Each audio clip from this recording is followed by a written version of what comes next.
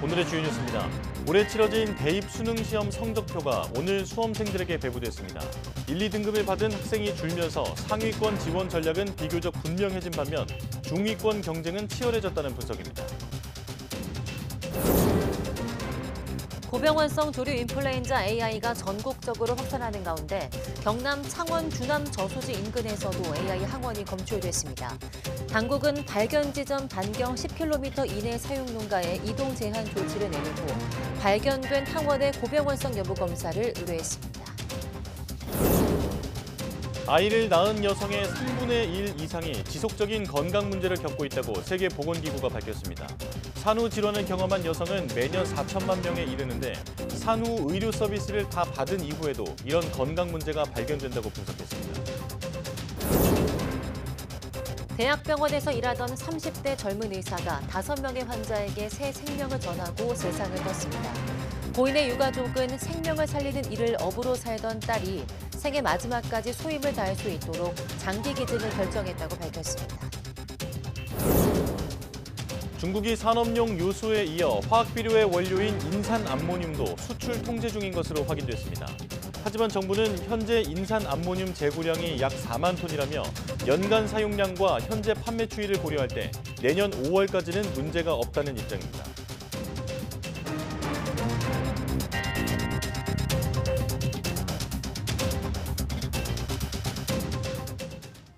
여러분 안녕하십니까? 사이언스 투데이 시작합니다. 고병원성 조류 인플루엔자 AI가 전국적으로 확산하는 가운데 경남에서도 AI 항원이 검출됐습니다.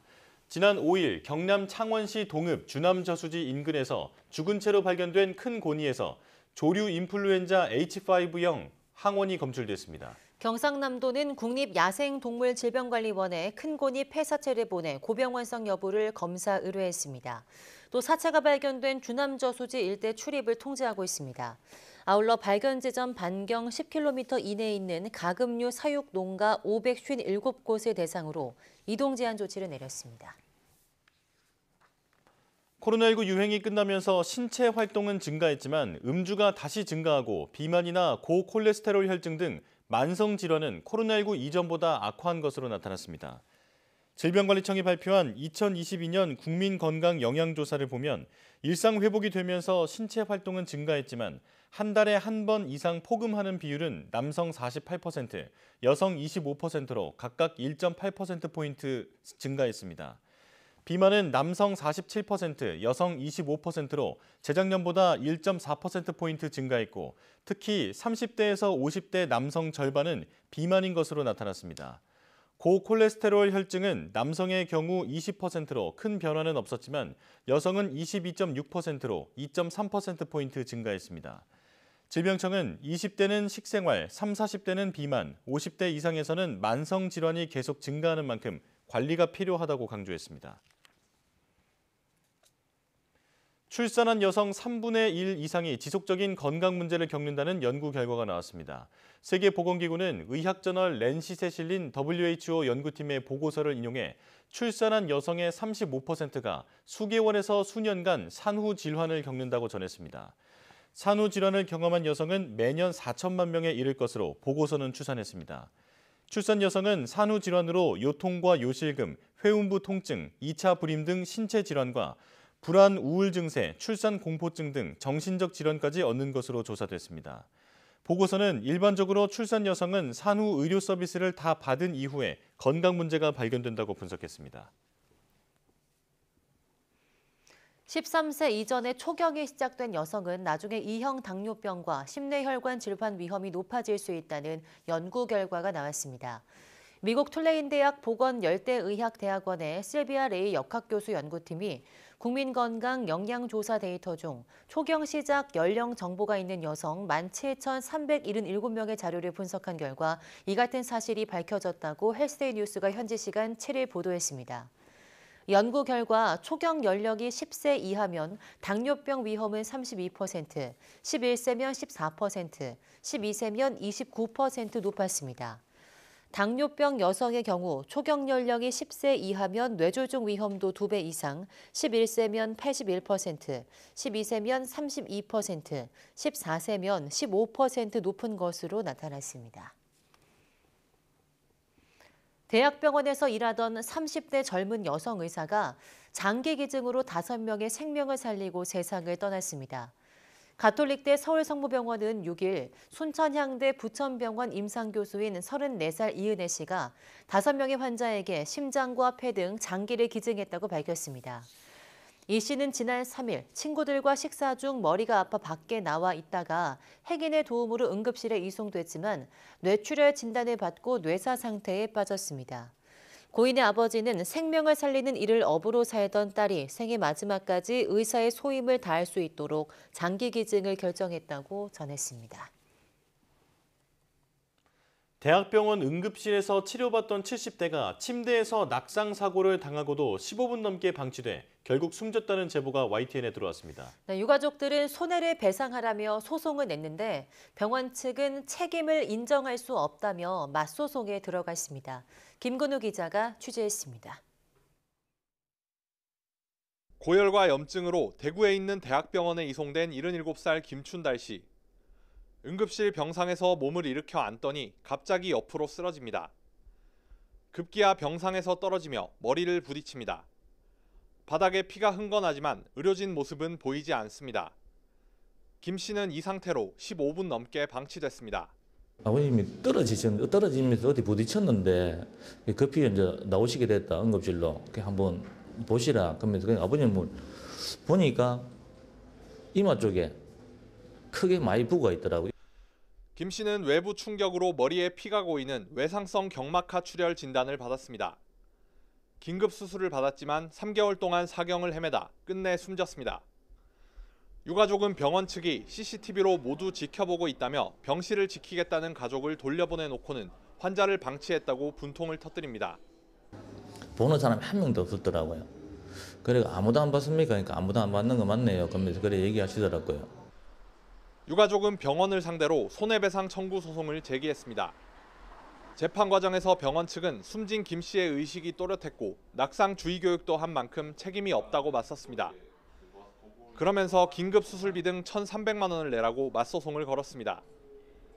해당 대학병원 측은 소송이 진행 중인 사건으로 법 절차에 협조하고 있다고 밝혔습니다. 안타깝게 목숨을 잃었지만 누구도 책임지지 않는 상황에 유가족의 답답함만 커지고 있습니다. YTN 김근우입니다.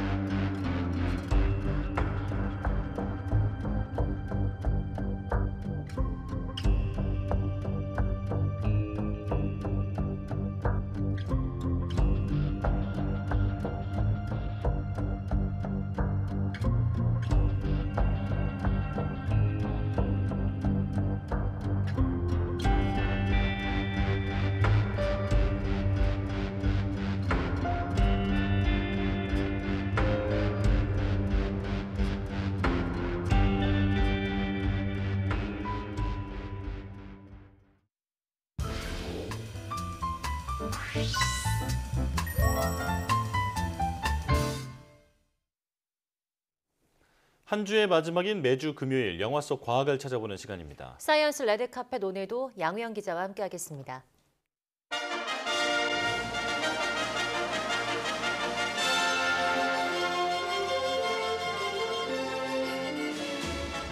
사이언스 레드카펫 양우영입니다. 오늘 만나볼 작품은 영화 나폴레옹입니다. 에일리언, 글래디에이터, 마션 등을 만든 이 리들리 스콧 감독은요. 평소에 아직 만들지 못한 영화로 늘 나폴레옹을 꼽았다고 하는데요. 드디어 원하는 영화를 만들게 된 리들리 스콧의 나폴레옹, 어떤 매력을 가졌을까요? 키워드와 함께 영화 살펴보겠습니다. 첫 번째 키워드는 인간 나폴레옹입니다. 영웅이냐 전쟁광이냐, 이 나폴레옹을 두고 늘 나오는 이야기인데요. 그런데 이번 영화는 나폴레옹을 군인이나 정치인으로 그리지 않고 인간 나폴레옹에 집중해서 그의 일대기를 그려내고 있습니다. 하급 지휘관이었던 나폴레옹은 툴롱 전투의 승리를 이끌며 자신의 이름을 알리기 시작합니다.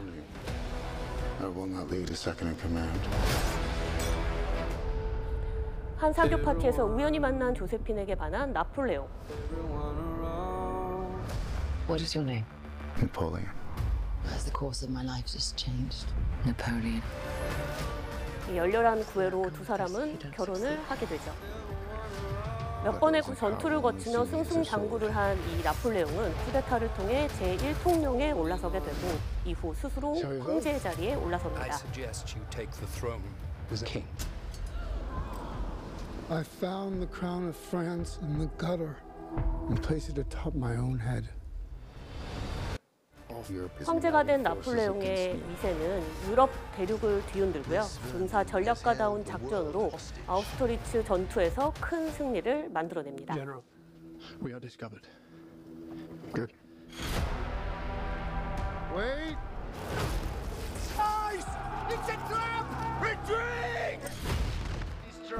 스스로 황제가 된 나폴레옹이지만 유일하게 정복하지 못한 여인 조제핀 앞에서는 다시 나약한 한 남자가 되고 마는데요.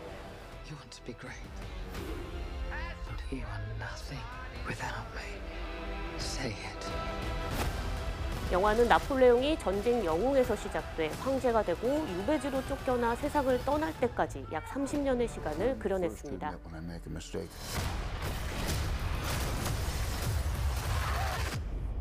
I simply never do.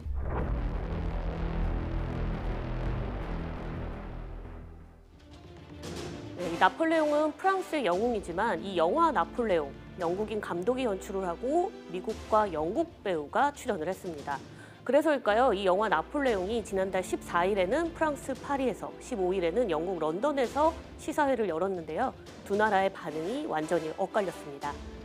영국 일간 이 가디언에서는요. 스콧 감독이 기병대 돌격 장면을 성공적으로 그려냈다면서 별점을 만점을 줬습니다. 또 더 타임즈 역시 별점을 4개를 주면서 영국에 큰 호평을 했고요. 또 영국의 영화 잡지 엠파이어 같은 경우에는 이 나폴레옹에 대한 스콧의 재미있고 그럴듯한 해석이다 이런 평가도 내놓기도 했습니다. 하지만 프랑스에서는 혹평이 쏟아졌습니다. 프랑스의 주간지에서는 영국인 리들리 스콧이 역사적 복수를 했다 이렇게 평가를 했고요.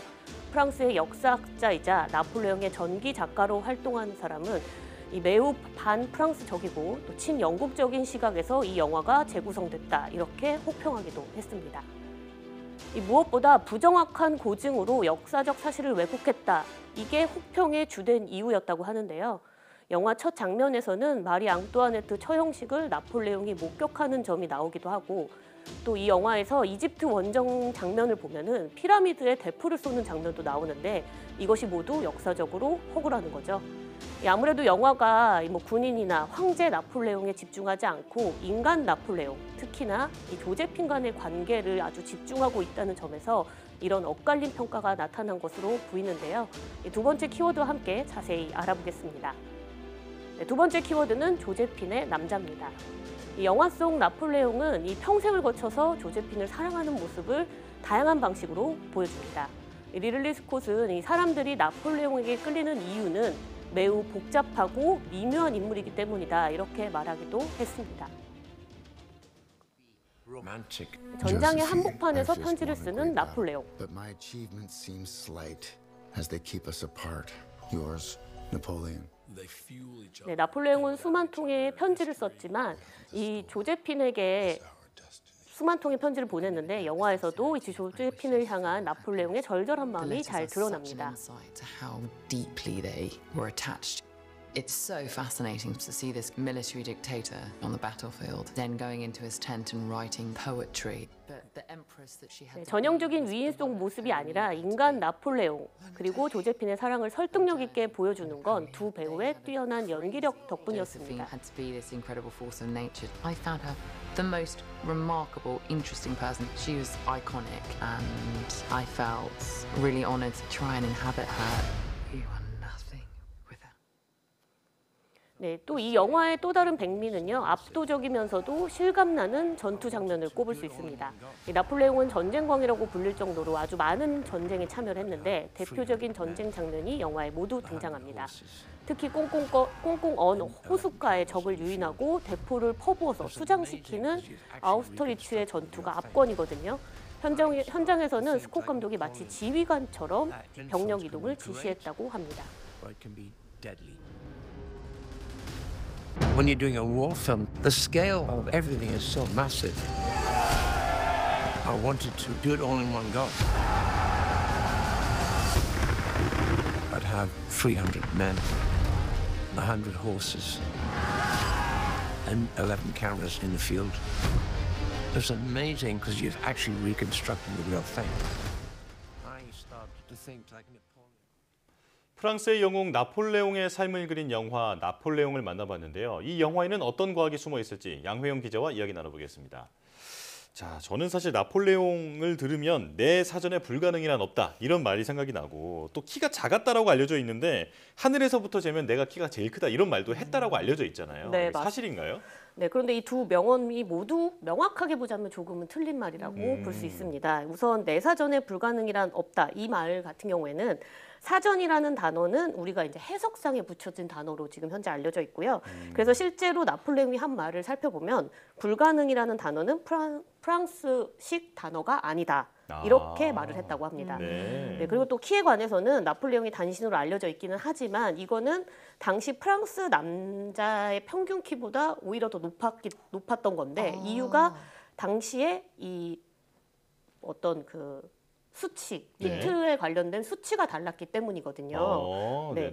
그래서 이 나폴레옹이 공식적으로 키가 적혀 있는 게 영국의 이 부검 소견서인데 여기에는 5.2 피트라고 써 있습니다. 문제는 이 피트를 영국과 프랑스가 다르게 사용하고 있었기 때문이거든요. 우리가 피트라는 단위가 사람의 성인 발 길이, 그러니까 성인 남자의 발 길이를 대부분 피트라고 보고 있고 이 단위가 사실은 발 크기가 다 다르잖아요. 그렇죠. 그러니까 구체적으로 몇이다 이렇게 말하기가 그 당시에는 조금 다 달랐던 거예요. 그래서 영국에서는 1피트가 지금으로 따지면 30.48cm 그리고 당시 영국의 1인치는 2.54cm였습니다. 하지만 프랑스에서 1피트는 32.48cm고 1인치는 2.7cm였습니다. 원래 이 나폴레옹 키를 5.2피트 라고 적었을 때 영국 사람들은 당연히 자신들이 쓰는 피트의 길이를 생각을 했기 때문에 그리고 프랑스가 다를 거다라고 생각을 당연히 안 했겠죠. 자신들의 기준으로 생각하니까. 그래서 나폴레옹의 키를 지금으로 계산하면 157.4cm로 계산을 한 겁니다. 그러면 좀 일반적인 평균보다 당연히 작다고 볼 수 있죠. 하지만 프랑스 단위로 다시 계산을 해보면 167.8cm가 나옵니다. 무려 10cm 가까이가 줄어들게 나온 거죠. 실제로 당시 프랑스 남자들의 표준 키가 164cm였다고 하니까 오히려 나폴레옹은 그보다는 조금 컸다고 볼 수도 있습니다. 근데 재미있는 건 후대에 본인의 키가 사람들에게 이런 숫자의 어떤 혼동 때문에 작게 알려질 걸 알았는지 나폴레옹은 당시에도 이 표준 단위에 대한 관심이 많아서 미터법이라는 거를 제정을 하기도 했대요. 특히 군대에서 이 총알 규격이 다르니까 아무래도 보급할 때 있어서 이 총에는 총알이 안 맞아요. 이런 일들이 많다 보니까 전쟁에서 불편한 일이 많아가지고 이 총알의 크기를 규격화하는 일도 실제로 나폴레옹이 진행을 했다고 합니다. 그렇군요. 그 나폴레옹 하면 정말 키 작은 영웅을 떠올렸는데 조금은 억울하지 않았을까 싶은데요. 또 나폴레옹은 많은 전투에서 승리를 얻었잖아요. 이게 과학적인 전술이 특징이었다고요. 네, 그렇습니다. 이 포병 출신이었던 나폴레옹은 대포의 이 체계적인 운용을 통해서 화력을 극대화시켜서 전쟁에서 어떤 같은 대포여도 효과를 더 많이 크게 낸 것으로 알려져 있는데요. 이 당시 프랑스군은 우선 포병 개혁을 추진을 했다고 합니다. 이 포신이나 구경의 크기를 줄여서 포병대들이 이 대포를 들고 빠르게 움직일 수 있게 기동성을 높이는 것에 이제 일환이 있었는데요. 포탄의 크기 역시 아까 그 총알의 규격을 맞춘 것처럼 12파운드, 8파운드, 4파운드 이런 식으로 좀 무게를 통일을 해서 발사를 할 때 원하는 포탄을 정확히 골라서 발사 속도를 좀 더 단축시키고 이 효과도 높였다고 하고요. 이런 이 기본적인 프랑스군의 당시 포병 계획에 더해져서 나폴레옹의 감각적인 전술 지휘가 이번 수많은 전투에서 승리를 이끌었다고 하는데요. 특히나 나폴레옹 같은 경우에는 전투 전에 곧 이 상태 그러니까 전쟁이 이뤄질 곳을 미리 살펴보고 유리한 고지를 선점을 한 뒤에 전장의 지형과 이 전쟁 과정의 상황에 따라서 적의 공격을 견제할 때는 횡대로 길게 늘어지고 또 적의 취약한 부분을 공격할 때는 종대로 배치하는 이 혼합형 전술을 벌인 것으로 알려져 있어서 굉장히 전투의 효과를 많이 높였다고 합니다. 네, 과학적 지식까지 갖춘 어떤 군사적 전략가다 이렇게 볼 수 있을 것 같은데요. 자, 근데 전쟁을 워낙 많이 했으니까 나름의 노하우가 많았을 것 같은데 식품 보관법의 발전에도 영향을 줬다면서요? 네, 그렇습니다. 이 나폴레옹이 이른바 이 통조림의 아버지다 이렇게 불리는 경우도 있는데요. 이게 정확히는 통조림의 기원인 이 병조림이 나폴레옹 덕분에 만들어졌기 때문인데 이 나폴레옹이 수많은 전투에서 병조림을 가져갔기 때문에 식량 보급을 굉장히 오랫동안 유지할 수 있었고 그래서 승리를 할 수 있었다 이런 평가도 있습니다. 네. 평소 과학기술에 관심이 많았던 이 나폴레옹은 이 과학적인 지원, 뭐 다양한 아이디어 이런 것들을 모아가지고 실현을 시키기 위해서 프랑스의 최고 과학기술자들을 모아놓은 이 프랑스 산업 장려 협회를 만들었다고 합니다. 그리고 아주 많은 상금을 걸어서 이 출정 기간이 길어지면 길어질수록 이 식량 보급을 하는 게 굉장히 중요하기 때문에 이 식품을 장기 보관할 수 있는 방법을 해봐라 이런 아이디어를 모아보겠다 이런 식으로 이 대회를 연 거죠. 지금으로 보면. 근데 이때 이 프랑스의 발명가 니콜라 아페르가 병 속에 식량을 넣는 방식이라고 해서 병조림을 개발을 해서 당시 우승 상금을 받았다고 해요. 이 샴페인 병에 뭐 양배추, 브로콜리 같은 야채를 집어넣고 코르크 마배로 다시 밀봉을 한 뒤에 끓는 물에 넣어서 이 병채로 가열을 하면 음식이 이 보관이 장기적으로 보관을 할 수 있다 이렇게 되는 건데 이렇게 되면 방부제를 넣지 않아도 안에가 진공 상태가 되면서 완벽한 밀봉이 되기 때문에 식품을 3주 이상 특별히 뭐 냉장고나 어디 넣지 않아도 그때 당시에 뭐 냉장고도 없었으니까요. 어딘가에 넣지 않아도 3주 이상 신선하게 보관할 수 있었고 덕분에 이 병사들이 식량 배급에 큰 도움을 받았다고 합니다. 근데 병조림에도 단점은 있었습니다. 병 자체가 또 무겁고 또 깨지면 사실 안에 음식을 먹기가 어렵고 이제 병사들이 다치기도 했고요. 또 코르크 마개를 밀봉을 할 때 양초를 이용을 해서 밀봉을 했는데 양초가 녹아들면서 음식 안으로 들어가서 오히려 음식을 상하게 하는 경우도 있었다고 해요. 그래서 이런 병조림의 단점을 극복하고자 영국의 주석 기술자인 피터 듀란드가 이 양철 깡통을 이용해서 음식을 보관하게 된 것이 지금의 통조림인 것입니다. 네, 정말 과학기술에 관심이 많았던 것 같은데요. 그 마지막 전투인 러시아 원정에서 크게 진데도 또 과학이 이유가 있다고요? 네, 그렇습니다. 사실 나폴레옹이 처음 러시아 원정을 떠날 때는 이렇게 오래 걸릴 줄 몰랐습니다.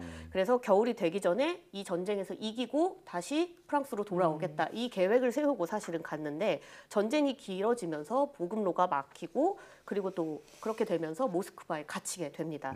근데 문제는 이때가 1812년인데 그 해가 엘니뇨가 발달했던 해예요. 그래서 겨울이 굉장히 다른 때보다 더 심하게 추웠습니다.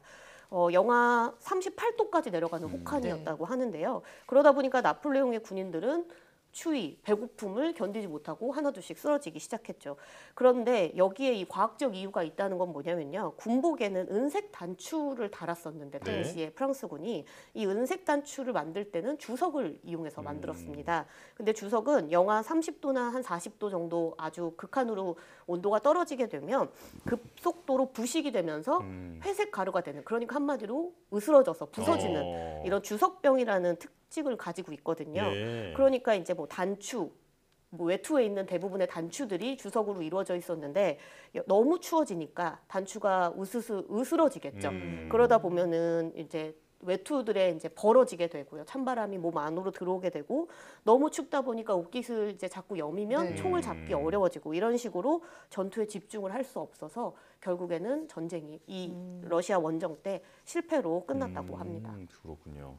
저 오늘 나폴레옹에 대해서 몰랐던 점을 많이 알게 된 것 같은데요. 나폴레옹의 운명에 과학이 결정적인 역할을 했던 것 같습니다. 양우영 기자 함께했습니다. 고맙습니다.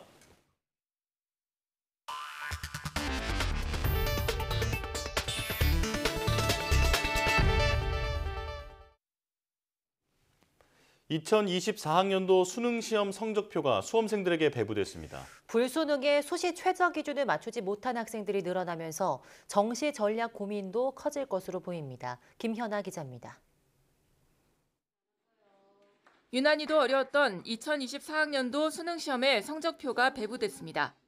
불수능이다 해서 아주 결과가 좋지는 않아요. 하지만 그래도 우리가 최선을 다해서 한 거니까. 선생님의 격려에도 성적표를 받아든 학생들은 심각한 모습을 감추지 못했고 교실 분위기는 무겁게 가라앉았습니다.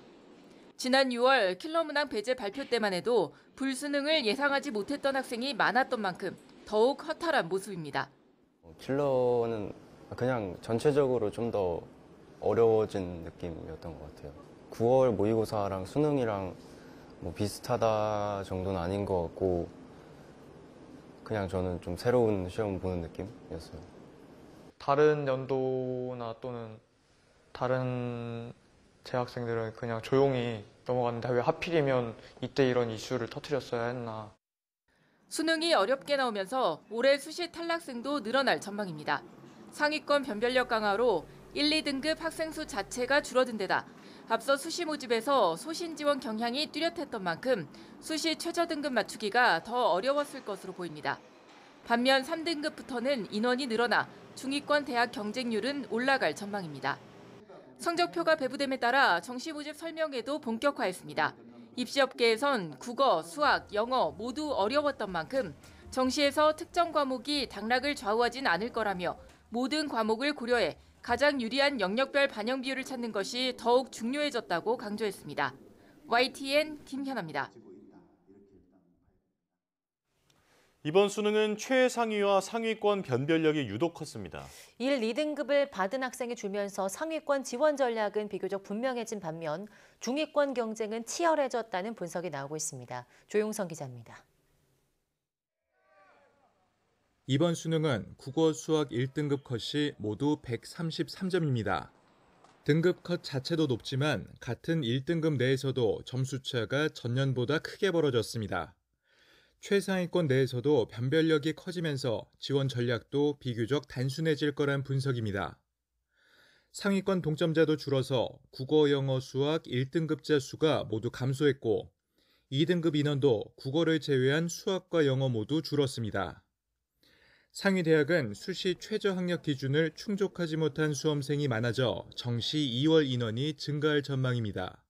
최상위권 의대는 대부분 세계 1등급을 요구하거든요, 수능 최저를. 특히 이제 지방의 의대 같은 경우는 교과나 종합에서 다 수능 최저가 있기 때문에 그걸 만족하지 못해서 2월 되는 인원이 꽤 있을 것 같아요. 과목별로는 국어 표준 점수가 치솟으면서 국어와 수학의 영향력이 비등해지고 과탐원 최고점이 전년 대비 대체로 하락하면서 사탐과 격차가 줄었습니다. 다만 사탐은 백분위 편차가 과탐보다 커서 이른바 문과 침공 현상은 전년과 비슷한 수준이 될 가능성이 큽니다. 각 등급별로 국어와 수학의 표준점수 분포 개수가 좀 엇비슷하게 나온 그런 구조가 있습니다. 따라서 자신의 성적에 가장 유리한 영역별 반영 비율을 찾는 것이 정시 지원에 아주 중요한 열쇠가 될 가능성이 높습니다. 과탐2는 표준점수 최고점이 80점으로 과탐1보다 최대 12점이 높아서 표준점수를 그대로 반영하는 서울대와 일부 의대에선 당락의 중요 변수가 될 전망입니다. 상위권과 달리 중위권 경쟁은 더욱 치열해졌습니다. 3등급 이하는 등급 컷이 오히려 낮아지고 등급 내 인원도 크게 늘어나서 경쟁률이 높아질 거란 분석입니다. YTN 조용성입니다. 유럽연합 EU가 챗GPT 같은 생성형 인공지능을 규제하는 AI법에 대한 잠정 협의를 도출해냈다고 로이터 통신이 보도했습니다. 로이터는 정통한 소식통을 인용해 EU 회원국 대표들과 유럽의회 의원들이 10시간에 걸친 논의 끝에 AI 규제안을 잠정 합의했다고 전했습니다. 블룸버그 통신은 EU가 서방에서 가장 광범위한 AI 규제가 될 것으로 보이는 합의에 근접했다고 평가했습니다. AI 규제 협의 과정에서 프랑스와 독일 등은 기업들에게 불필요하게 불이익을 줄 것이라며 반대 입장을 보였던 것으로 전해졌습니다. 앞서 EU 정책 입안자들은 생성형 AI 모델 개발자들이 AI 모델의 학습 방법에 대한 정보를 유지하고 저작권이 있는 사용한 자료들을 요약해 정리하는 한편 AI가 생성한 콘텐츠에 표시를 하도록 하는 방안을 제안한 바 있습니다. 중국이 요소에 이어서 화학비료 원료인 인산 암모늄 수출을 통제하려는 움직임을 보이고 있는 가운데 정부가 당장 통관이 지연되는 국내 물량은 없다고 밝혔습니다. 농림축산식품부는 현재 인산 암모늄 재고량이 약 4만 톤이라며 연간 10만 톤 수준인 사용량과 현재 판매 추이를 고려하면 내년 5월까지는 공급이 가능하다고 설명했습니다. 다만 내년 상반기 공급을 위해 모로코, 베트남 등으로 업체 수입선을 다변화하고 필요할 경우 현재 국내 업체가 생산해 수출 중인 것을 국내 공급하는 방안도 검토하겠다고 강조했습니다. 또 비료용 요소의 중국 수입 의존도는 올해 10월 기준 22% 수준까지 내려간 상태이며 중국 수출 제한이 있더라도 국내 비료 수급에 미칠 영향은 제한적이라고 덧붙였습니다. 국제교역의 최종 성적표인 경상수지가 반년째 흑자를 기록했습니다. 특히 그동안 부진을 면치 못했던 수출이 1년 2개월 만에 반등했습니다. 엄윤주 기자입니다. 경상수지가 6달 연속 흑자 행진을 이어가고 있습니다. 지난 9월 54억 2천만 달러에 이어 10월에도 68억 달러로 흑자를 기록했습니다. 규모도 직전 달보다 10억 달러 넘게 늘었는데 2년 만에 최대 수준입니다. 그중에서도 가장 큰 비중을 차지하는 상품 수지가 53억 5천만 달러 흑자로 집계됐습니다. 특히 그동안 부진을 면치 못했던 수출이 1년 2개월 만에 반등했습니다. 승용차와 석유 제품 수출의 증가폭이 컸고 반도체와 화학공업 제품 등도 감소폭이 둔화할 정도로 흐름이 좋습니다. 지역별로 보면 미국과 동남아, 일본으로의 수출은 늘었지만 전통적으로 우리나라 수출 1위국인 중국은 내수 경기 회복이 더디면서 여전히 위축된 상황입니다. 서비스 수지에서는 여행 수지가 적자폭을 줄였습니다. 중국 단체 관광객은 주춤하지만 그 자리를 동남아와 일본의 외국인 관광객들이 메웠습니다. 여기에 본원소득 수지는 국내 기업의 해외 자회사 배당 수익이 늘면서 직전 달보다 10억 달러 넘게 증가했습니다. 한국은행은 올해 경상수지 연간 전망치로 삼았던 300억 달러 흑자를 수출 개선에 힘입어 충분히 달성할 거로 내다봤습니다. 1월부터 10월까지 경상수지 누적 흑자 규모가 233억 7천만 달러입니다. 일단 현재로서는 상품 수출 개선세 등의 영향으로 300억 달러 흑자에 부합할 것으로 지금 보고 있습니다. 다만 연말을 맞아 에너지 수요 증가와 겨울방학 해외로 떠나는 여행객이 늘어날 수 있는 점은 지켜봐야 할 부분으로 꼽았습니다. 또 반도체 수출도 마이너스를 벗어난 데다 내년에는 연간 수출 9% 내외로 증가를 예상하는 만큼 당분간은 불황형 흑자 논쟁은 생기지 않을 거라고 강조했습니다.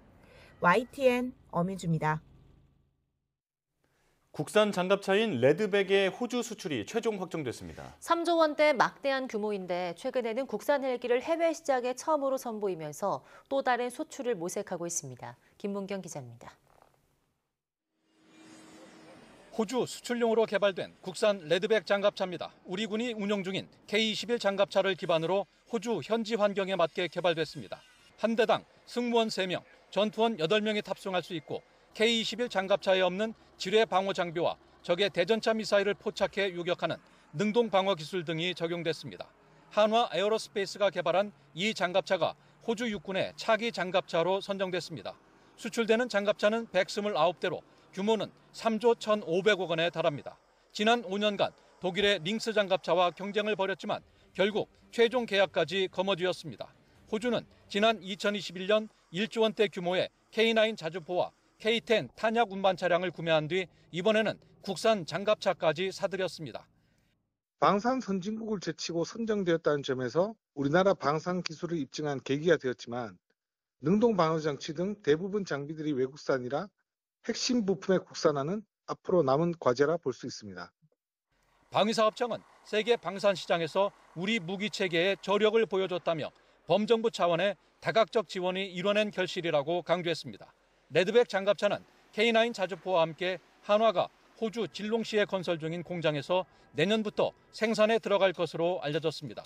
폴란드와의 20조 원대 방산 수주와 호주와의 3조 원대 추가 수출에 이어 최근에는 소형 무장 헬기 LAH와 수리원 헬기를 두바이 에어쇼에서 처음으로 선보이며 중동 시장도 두드리고 있습니다. YTN 김문경입니다.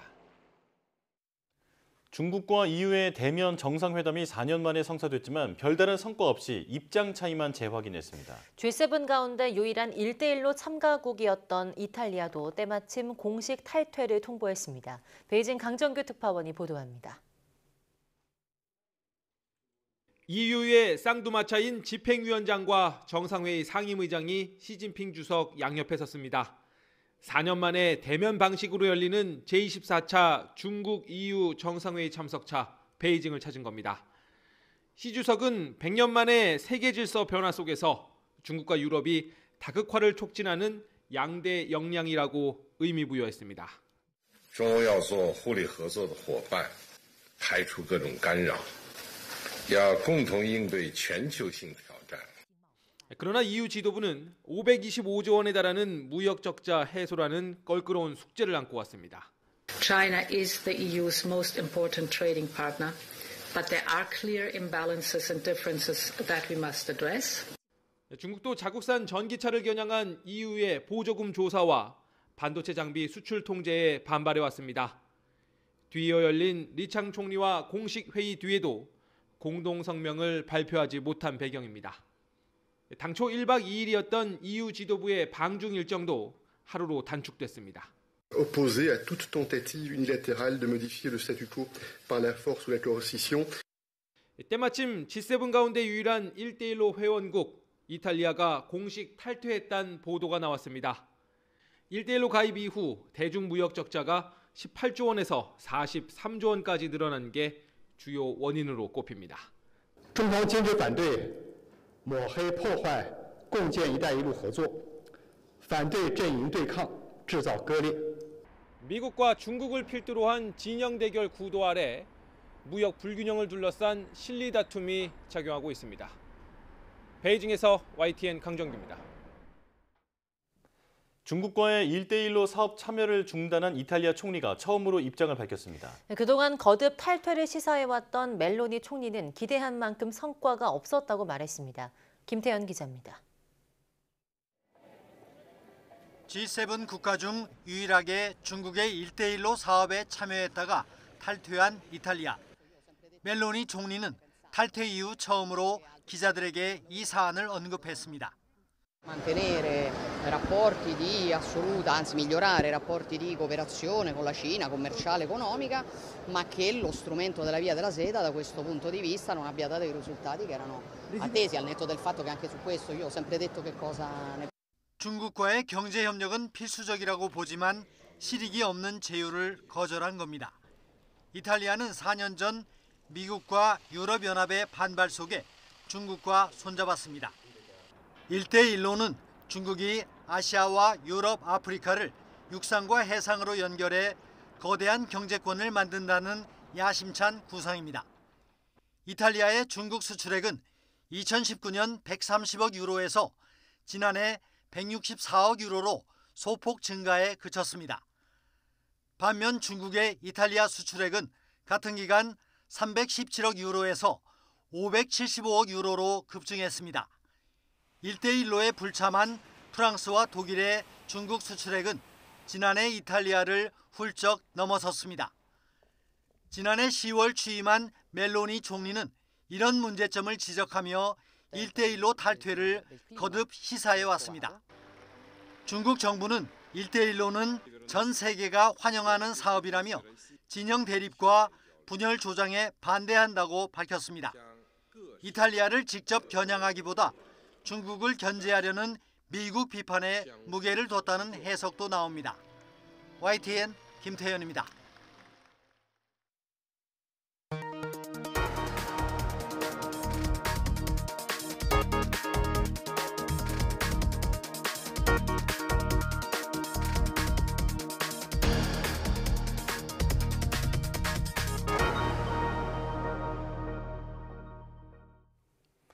내년부터 프로야구 경기에 큰 변화가 생깁니다. 스트라이크와 볼 판정을 로봇이 하고 또 투수는 일정 시간 안에 투구해야 하는 규정이 대표적인데요. 변화에 적응하기 위한 심판들의 동계 훈련 현장을 양시창 기자가 가봤습니다.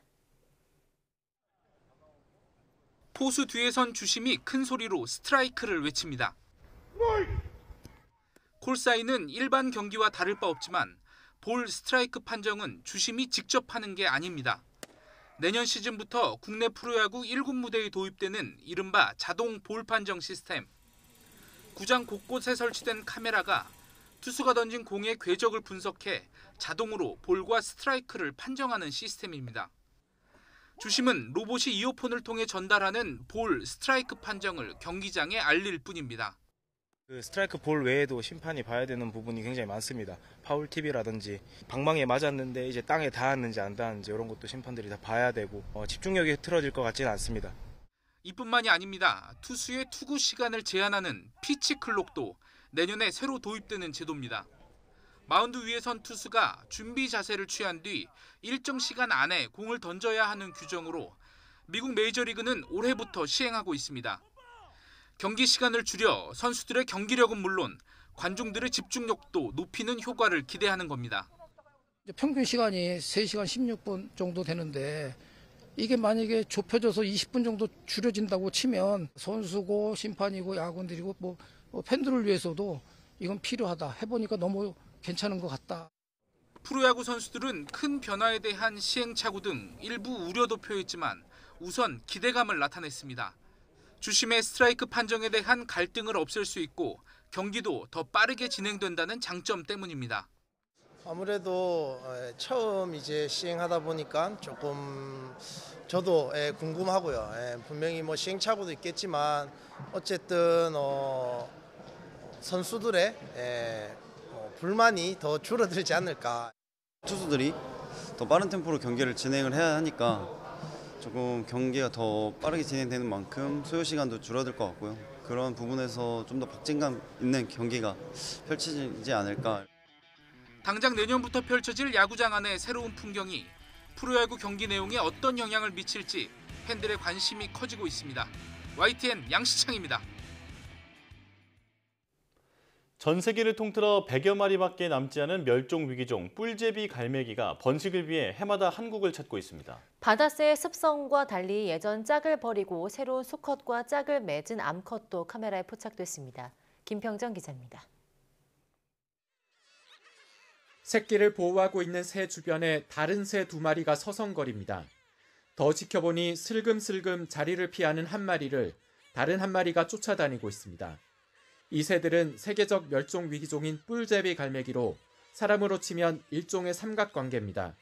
새끼를 품은 수컷과 짝을 맺고 있는 암컷을 향해 지난해까지 짝짓기 상대였던 수컷이 계속 구애 행동을 하는 것입니다. 한번 맺어진 짝을 바꾸지 않는 바다새의 습성을 고려하면 이례적인 현상입니다. 이혼하는 것 자체가 새들에게 좀 더 번식에 불리하기 때문에 그 번식상을 유지하려고 하는 그 습성이 있는데 배우자를 바꾸는 것 자체는 바다새에서 굉장히 이례적인 현상이고요. 뿔제비 갈매기가 번식하고 새끼를 키운 곳은 전남 영광에 있는 무인도 육산도입니다. 삼각관계 3마리를 포함해 모두 7마리가 지난 2020년부터 3년 동안 해마다 찾아온 것으로 확인됐습니다. 연구진은 발목에 반지 형태의 인식표를 달거나 부리의 무늬 등 각기 다른 얼굴의 특징을 파악해 어떤 개체가 찾아오는지 확인했습니다. 괭이 갈매기와 달리 머리에 검고 삐죽한 깃털이 난 것이 특징인 뿔제비 갈매기는 전 세계에 120여 마리만 남아 있습니다. 환경부는 중국에 이어 5번째로 뿔제비 갈매기의 번식지로 확인된 육산도에 사람들의 출입을 계속 막고 보전과 연구를 이어갈 계획입니다. YTN 김평정입니다. 최근 겨울답지 않은 포근한 날씨가 이어지고 있는데요. 하지만 날씨가 추워지기만을 간절히 바라는 곳이 있습니다. 바로 강원 지역 겨울 축제장인데요. 산천어 축제부터 송어 축제, 또 빙어 축제까지 개막 준비를 시작했습니다. 홍성욱 기자입니다. 손님 맞을 준비를 가장 먼저 마친 건 산천어 축제입니다. 수조 가득 물이 지어 헤엄치는 물고기떼. 몸통에 검은 점박이 무늬가 선명합니다. 축제의 주인공 산천어입니다. 지난 봄부터 무럭무럭 자라 몸집을 키웠고 이제 얼음 낚시터로 나갈 일만 남았습니다. 축제의 또 다른 볼거리, 얼음 조각 광장은 활기가 넘칩니다. 커다란 얼음 조각을 깎고 또 깎고 올겨울 축제에는 또 어떤 명소가 얼음 조각으로 탄생할지 기대됩니다. 매년 100만 명이 넘는 관광객이 찾는 대표 겨울 축제인 화천 산천어 축제는 다음 달 6일로 개막 날짜를 확정지었습니다. 동계올림픽 개최지에서 열리는 평창 송어축제는 가장 먼저 오는 22일 문을 열고 다음 달 5일에는 인삼 송어로 유명한 홍천강 꽁꽁축제가 뒤를 잇습니다. 다음 달 19일에는 호수의 은빛 요정을 낚아올리는 원조 겨울축제, 인제 빙어축제가 막을 엽니다. 정상 개막을 위한 최대 관건은 바로 날씨. 얼음 낚시터가 서서히 얼어붙기 시작했지만 겨울답지 않은 포근한 날씨가 이어져 안심할 수만은 없습니다. 다음 주부터 날씨 다 추워진다니까 축제 개막일인 1월 6일쯤이 되면은 30cm 이상의 안전한 얼음이 확보될 것이라고 저는 확신하고 있습니다. 기상청은 다음 달부터 평년과 비슷한 영하권 날씨가 이어질 것으로 내다봤습니다. 추워야 제맛이라는 강원도 겨울축제가 관광객 맞을 준비로 들썩이고 있습니다. YTN 홍서욱입니다.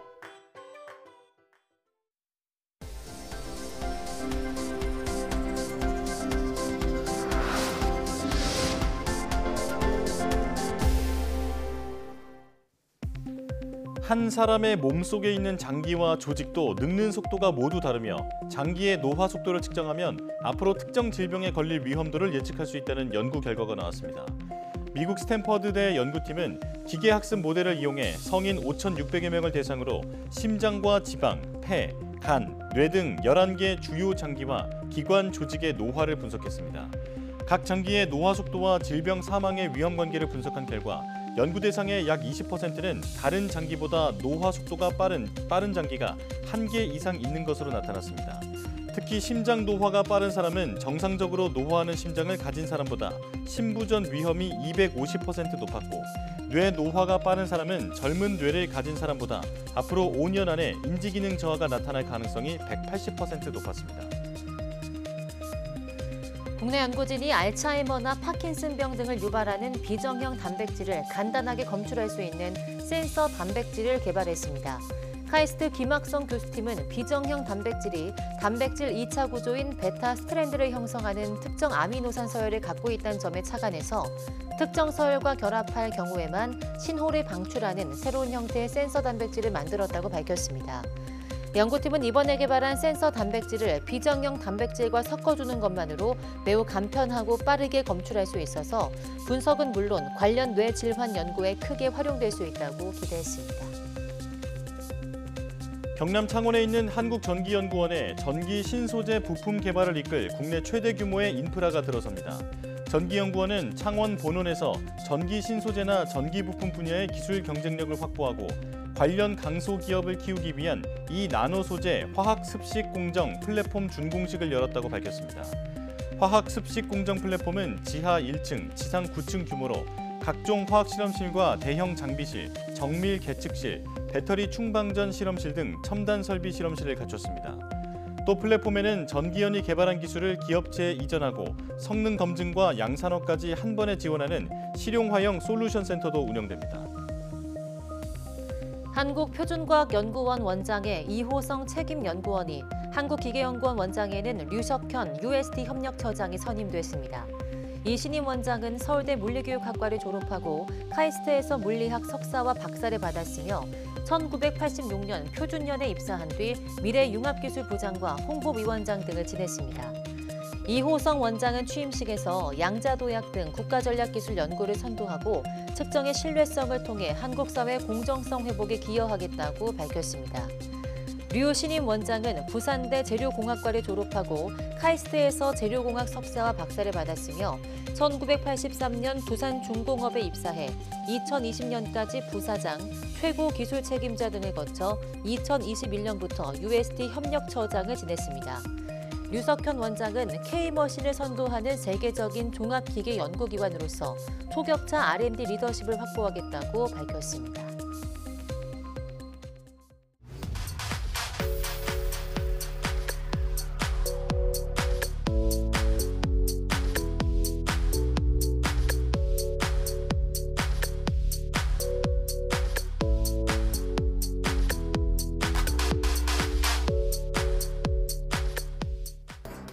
(2024학년도) 대학 수학능력평가 성적표가 배부됐고 이제 이 성적표를 바탕으로 정시 지원 전략을 고민해야 할 시기입니다. 같은 점수라도 대학, 학과별로 비중 있게 보는 과목이 달라서 지원 전략을 짜는 게 매우 중요한데요. 네, 수험생 여러분들은 학교별 모집 내용을 꼼꼼히 확인해 주시고 각 지자체에서 운영하고 있는 진학 상담센터도 잘 활용하셔서 끝까지 좋은 결과 얻으시기 바라겠습니다. 네, 뉴스 마칩니다. 시청해 주신 여러분 고맙습니다.